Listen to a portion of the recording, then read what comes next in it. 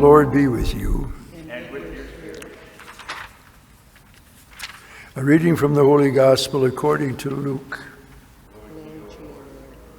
Great crowds were traveling with Jesus, and he turned and addressed them.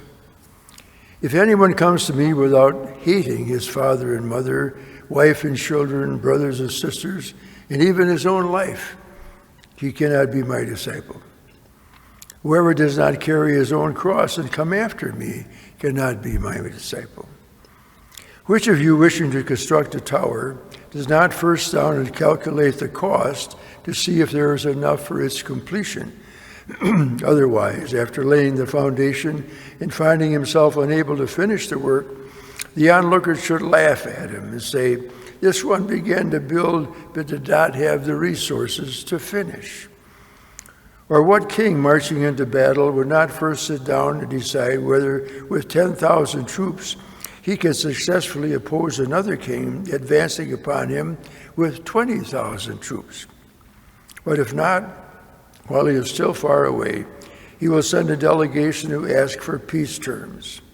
In the same way, every one of you who does not renounce all his possessions cannot be my disciple. The Gospel of the Lord. Praise you, Lord Jesus Christ. Today we celebrate one who certainly fulfilled our scripture readings today, especially that psalm response, "Bless the one who is gracious and lends to those in need." This saint, Martin de Porres, was born of a freed woman who was a former slave and a Spanish nobleman in Lima in 1579. He was illegitimate. He inherited his mother's dark features and complexion, which made his father unwilling to recognize him as his son till he was about 8 years old, which is quite difficult for a young boy to identify to find his own identity when his father ignores him like that. And then when another child was born, a girl, the father abandoned the family completely, leaving them in dire poverty and in a lower strata in the society there in Lima. When he was 12, Martin was sent as an apprentice by his mother to a barber surgeon, where he learned not only to cut hair, but also to draw blood and do other things like caring for wounds and preparing and dispensing medicines. And those are things that barbers did in those days. He was already showing for some time now a generous and a caring heart and a great humility. After a few years, Martin asked the Dominicans there in Lima to admit him as a lay helper because he didn't consider himself worthy to be a religious Dominican brother. But after 9 years, the community asked him to become a full religious brother. And so impressed were they with his life of prayer and of charity and of humility. Martin had quite remarkable administrative skills, not only in nursing the sick and caring for the poor, especially the slaves that were brought in to Lima from parts of Africa, but he founded an orphanage and he managed the daily alms of his priory.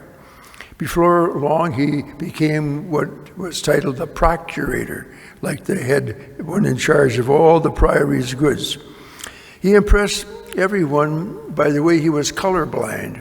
I mean, he treated everybody alike, no matter what their color or race or status. He often spent his nights in prayer and penitential practices, and his days were spent in caring for others.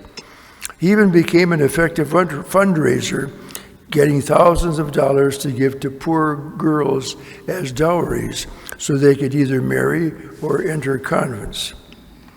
God filled Martin's life with extraordinary spiritual gifts too, ecstasies that lifted him up into the air, filling the room with light when he prayed. He could be in 2 or more places at the same time. I'm not sure that's a good thing. It often means you have to do twice as much work, but for Martin, it was good because he could do twice as many blessings in that way. He had miraculous knowledge, could give instantaneous cures, and even remarkable control over animals, extending his love to cats and mice as well. But he always called himself a poor slave. That's how he entitled himself, a poor slave, even though many of his fellow religious took him for their spiritual director. And that's one of the greatest compliments you can get in religious life, when your brothers ask you to be their spiritual director.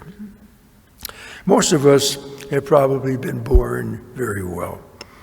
We might ask Martin, through this Eucharist, to help us strive for those higher spiritual gifts, especially a prayer, to which baptism gives us a certain right, but which we are often too busy to strive as he did. So may celebrating his feast and the strength of this Eucharist help us to strive for gifts like that Martin had.